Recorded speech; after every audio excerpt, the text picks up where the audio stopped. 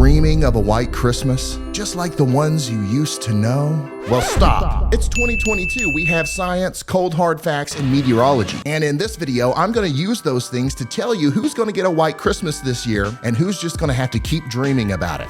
What is a white Christmas anyways? According to the National Weather Service, a white Christmas is when there is at least 1 inch of snow on the ground on December 25th. This means that technically snow doesn't have to be fallen from the sky on Christmas for it to be a white Christmas. So we can already infer that places like Buffalo, New York will almost certainly see a white Christmas this year because of that historic lake effect snow event that happened in November. Orchard Park, just south of downtown Buffalo, measured 81.2 inches of snow. That ain't going anywhere anytime soon, and the vast majority of it will probably be on the ground during Christmas. But most of you watching right now probably don't already have mountains of snow on the ground. And if you're going to get a white Christmas this year, it's going to come in the form of a snowstorm that occurs just before or during the actual holiday. One of the ways we can tell if this is going to happen for you this year is by looking at how often it's happened in years past. Here's a map that shows on average how likely it is for us to have a white Christmas on any given year across the US. The biggest piece of this map is the dreaded 10% zone in the south. Most of these areas actually skew towards 0%, especially the farther south you go. But anything is possible. In fact, a good portion of Florida actually had a white Christmas in 1989. Several inches of snow fell across northern Florida, and even places like Sarasota reported flurries throughout the day. Next up, we've got the 20% zone. This includes places like New York City, Cincinnati, and St. Louis, where it's rare to have a white Christmas, but not completely out of the ordinary. And then we've got places like Chicago and Boston, which lie between the 30 to 50% zones. And from there, things get a little harder to discern. Obviously, the higher up in elevation you go, the better chance you're going to have at seeing snow any time of the year, especially on Christmas. So that explains this mess over here in the Rocky Mountains. But look at the gradient in Minnesota as we reveal the 60 to 70% zones. These are the places that actually expect to see a white Christmas every year and are probably pretty indifferent to the subject overall. And then of course there is a 90% zone. This is where it's actually rare for there to not be snow on the ground during Christmas. So now that we know on average how likely it is for us to have a white Christmas on any year, we can ask the question, what about this year? One thing about this year that will likely skew what actually happens away from those averages we just looked at is the fact that we are dealing with a triple dip La Nina. This is actually really rare. In 2020, this pattern helped produce the Christmas snowstorm that dropped significant snow from Tennessee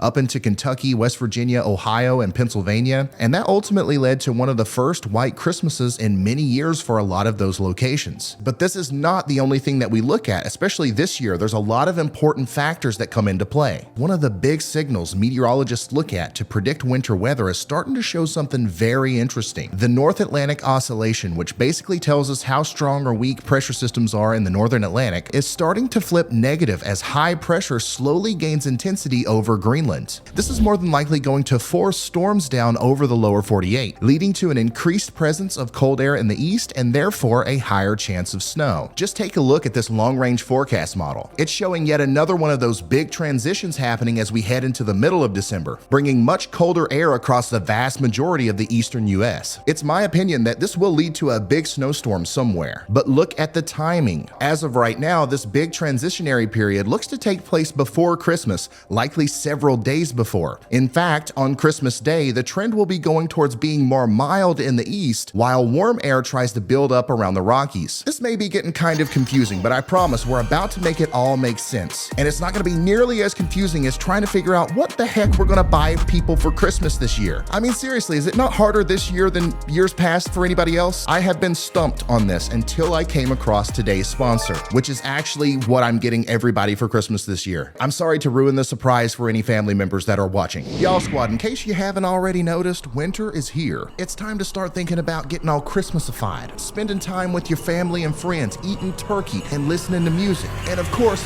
presents. And let me tell you about the best gift you could possibly ever give somebody. Raycon's wireless earbuds, speakers, and headphones sound amazing, and they fit perfectly in and around the ears. And they have up to 54 hours of battery life. Raycon is gonna be the present of the year, okay? Raycon offers products for everybody in a multitude of colors, so anybody can customize exactly to their liking. I love mine. Mine are blue, as you can tell. And for the next month, Raycon is doing a countdown to Christmas with a new pop-up flash deal for you to take advantage of every single day. You're always going to get the best deal at buyraycon.com/Ryan Hall, y'all. I'm telling you, you can't beat it. Click the link in the description and you're going to get 15% off site-wide. All you got to do is use the code HOLIDAY. Click the link in the description, use the code, 15% off. Buy gifts, you're Santa. Everybody loves you. It's a celebration. Go check them out right now. I love my Raycons. I have ditched all my other wireless earbuds and I am only using Raycons now, and you're going to do the same thing. Now, let's get back into the video.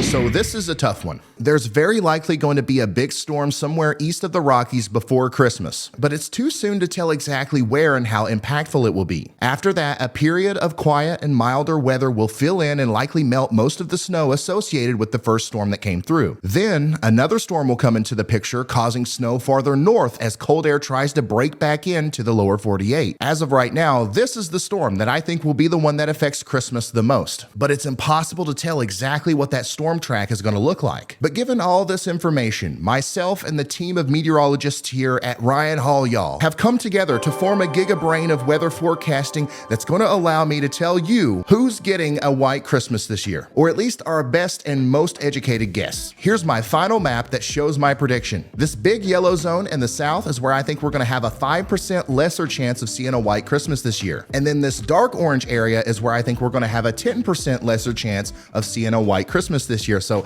a lot of that is already in the 10% zone. So essentially you guys have 0% probabilities of seeing a white Christmas this year, according to me. Now, the blue zone is where I think we're going to have a 5% greater chance of seeing a white Christmas this year. And of course, the darker blue is where I think we're going to have a 10% greater chance of seeing a white Christmas this year. A lot of that overlaps the 90% historical zone. So you guys essentially have a 100% chance of seeing snow on the ground on Christmas, according to me. I invite anybody who lives in any of these areas to like this video right now so that you can come back to it after Christmas and let me know if I was right or wrong. And of course, if I was wrong, you have every right to flip your like to a dislike. And you know us weather people, we're wrong all the time, so I'm risking a lot here. Okay, so here's that first map again that shows on average how likely you are to see snow on Christmas. Take a look at your location, look at the key, take a mental picture, and now here's my map showing how I think this year will differ. Just add or subtract my percentages from your area, and that's how likely you are to see a white Christmas this year. Oh, and for the people who don't have a color shading over them on this map, your chances for a white Christmas this year just happen to align perfectly with the historical average. So